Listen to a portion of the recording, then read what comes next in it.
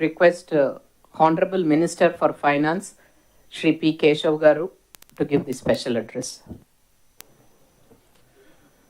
గౌరవ ముఖ్యమంత్రి శ్రీ నారా చంద్రబాబు నాయుడు గారికి, ఉప ముఖ్యమంత్రి పవన్ కళ్యాణ్ గారికి, సహచర మంత్రివర్యులకు, ప్రధాన కార్యదర్శికి, డీజీపీ గారికి, కార్యదర్శులు, జిల్లా కలెక్టర్లు అందరికీ నమస్కారం.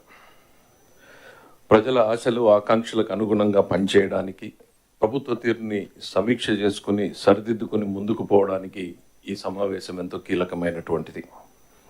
గౌరవ ముఖ్యమంత్రి గారి ఆలోచనలను, ఆదేశాలను అమలు చేయడం కోసం మనం అందరం ఇవాళ ఇక్కడ కూర్చున్నాం. Senior bureaucrats, front line leaders and all the elected representatives, we all have one thing in common: to achieve the goal of the Chief Minister. We have to resolve ourselves to translate our shared vision into tangible outcomes.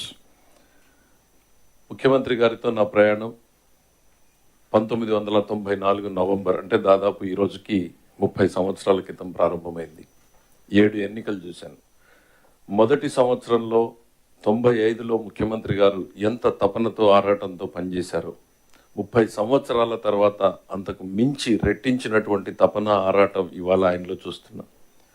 స్పష్టమైనటువంటి మార్పును గమనిస్తున్నా. అనునిత్యం ఆయన వెనకాల నడిచినటువంటి వ్యక్తిగా, ఆయన ఆలోచనలకు అనుగుణంగా పనిచేసినటువంటి వ్యక్తిగా నాకు ఆయనలో ఒక స్పష్టమైన మార్పు కనపడతా ఉంది. ఈ మిగిలినటువంటి జీవితం ప్రజల కోసమే అన్నటువంటి ఒక ప్రధానమైనటువంటి లక్ష్యంతో ప్రతి నిర్ణయంలోనూ ఒక మానవత్వ కోణం ఉండాలి అనే రకంగా ఆయన చేస్తున్నటువంటి ఆలోచన, ఆయన పడుతున్నటువంటి తపన నిజంగా మనందరికి కూడా మార్గదర్శకం కావాలని చెప్పి నేను కోరుకుంటూ ఉన్నా. ఇది సుదీర్ఘ ఉపన్యాసానికి టైం కాదు.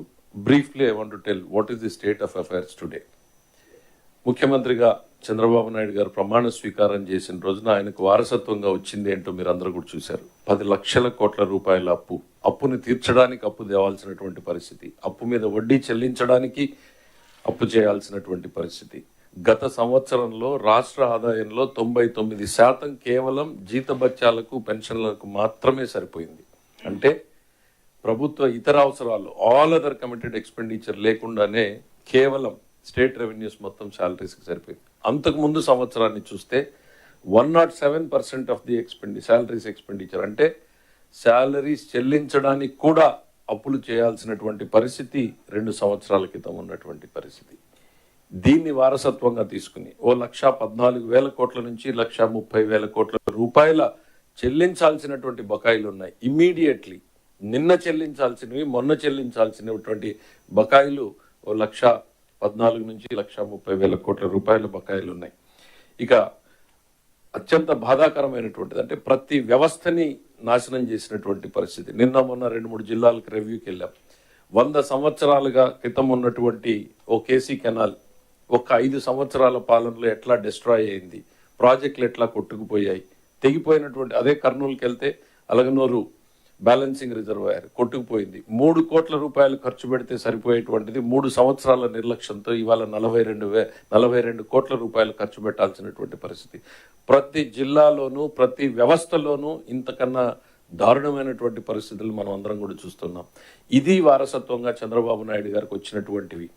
ఒకవైపు రాష్ట్రంలో అప్పులు, మరోవైపు ఆగిపోయినటువంటి ప్రాజెక్టులు, అడుగుపడినటువంటి, ముందుకు సాగినటువంటి పనులు, ప్రజల ఆశలు, ఆకాంక్షలు, వేరొకరి వల్ల సాధ్యం కానటువంటి పరిస్థితుల్లో మామూలు వ్యక్తికైతే నిద్ర లేనటువంటి రాత్రులు గడిపేటువంటి వ్యక్తి, ఒక ఆర్థిక శాఖ మంత్రిగా నేను చెప్తా ఉన్నా. ఇవాళ ఈ స్థాయికి రావడంలో ముఖ్యమంత్రి గారితో పనిచేయడం సుదీర్ఘం. నేను కూడా, ఎందుకంటే చాలా మంది యంగ్ ఆఫీసర్స్ ఉన్నారు. I just want to share my thought. What you will learn from him, what they don't teach you in Harvard, what they don't teach you in Stanford, what they don't teach you in IIMs, what they don't teach you in IITs.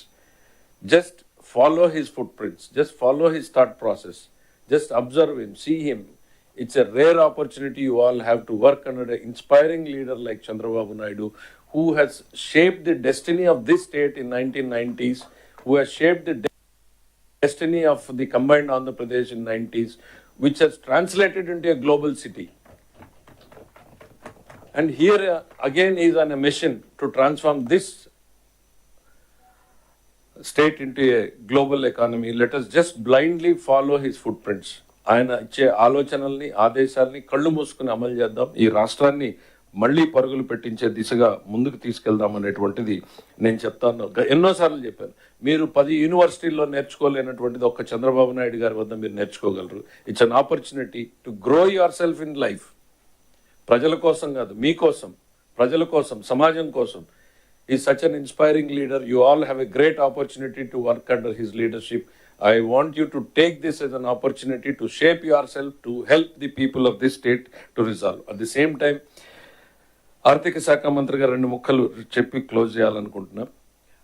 మన రాష్ట్రానికి ఆదాయాన్ని ఇచ్చేటువంటి excise, commercial tax, registration డిపార్ట్మెంట్లు ప్రతి రూపాయిని సంపాదించడానికి ఎంతో కష్టపడి పనిచేస్తూ ఉన్నారు.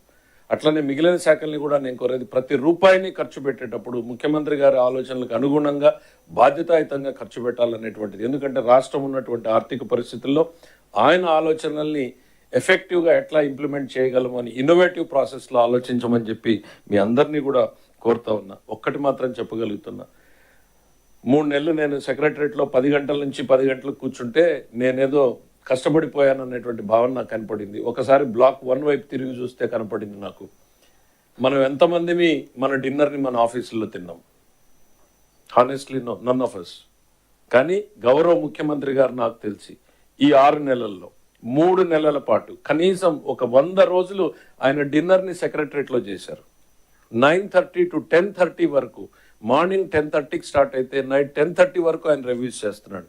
దేనికోసం? ఎవరి కోసం?